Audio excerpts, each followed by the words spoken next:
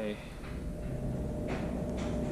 My name is Oscar. I'm 25 years old. I was born and developed with a variety of tics, and basically, I wanted to share this story of my life, and of course, future videos of my progression and how I deal with myself. So, as a kid, middle school was when I first felt something was different. Maybe around fourth grade or fifth grade, I started developing hard blinking.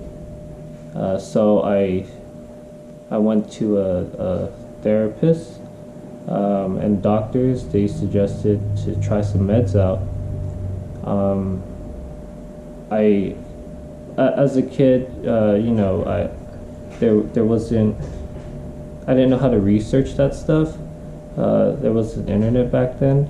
Well, there was, but not like today's tech. But anyways, I just listened to whatever the doctor and therapist told me. And ever since I took those meds, I developed more and more different symptoms like hip movement. So I got scared and I decided I didn't want to take the meds anymore. Since then, I haven't really addressed this issue with myself. Only last year I decided to focus on myself and understanding why I have what I have. And as of now, I've been going to therapy. I've tried different medication, and it's kind of nice understanding what I'm going through now, because as a kid I didn't understand anything at all, but nowadays it's information's out there. So yeah, I went to Kaiser. They prescribed me some pills to take 3 times a day. It got me pretty drowsy at first, but then you get used to it. And therapy, I felt like therapy helped a lot more, and I encourage a lot of people to go to therapy, even if it's small things you want to get off your chest. It's just good to release the pressure.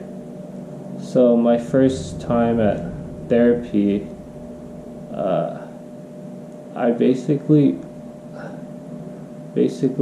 broke into tears. I still do now, but this channel I want for myself is to build my confidence and embrace the body I have to live with. But yeah, I cried a lot.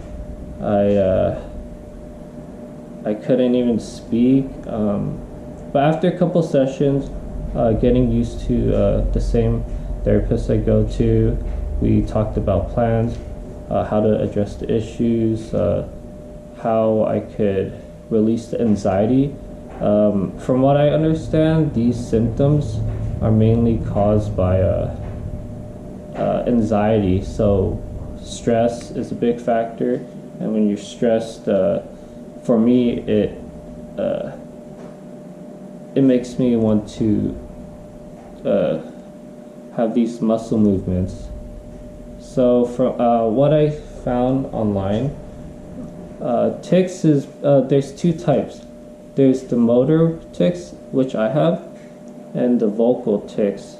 Both are pretty unfortunate to have, but you just gotta try to deal with life. Just appreciate who's around you and try to live your best. So I'm pretty thankful, I guess. I don't have the vocal ones, but it's pretty sad. I've seen videos where um, people are worse than me, and it's pretty scary, you know. Like I said, I started with the eye blinking, and as life progressed, 25 years down the line, I now have eye blinking, hip movement, leg kicks, groin touching. I would hit my face like this from time to time. I can't even hold my phone without hitting my face sometimes, so that's why I'm not holding anything. Sometimes if like holding phone or any object really, it could be kind of dangerous tools, and mainly it's hard for me to sit, but I noticed when I laid down on a bed or couch, it kind of releases the nerves a bit. So I've been doing that and listening to meditation music, just so at least I could have 10 minutes of peace. Because at least 10 minutes is better than, nothing at all. But yeah, when I first back to middle school, when I first developed my first tic, the eye blinking, it was abnormal, and I got name called, I got bullied, and it was hard to go through middle school and then to high school and college. People stare at me all weird, like I'm different. But yeah,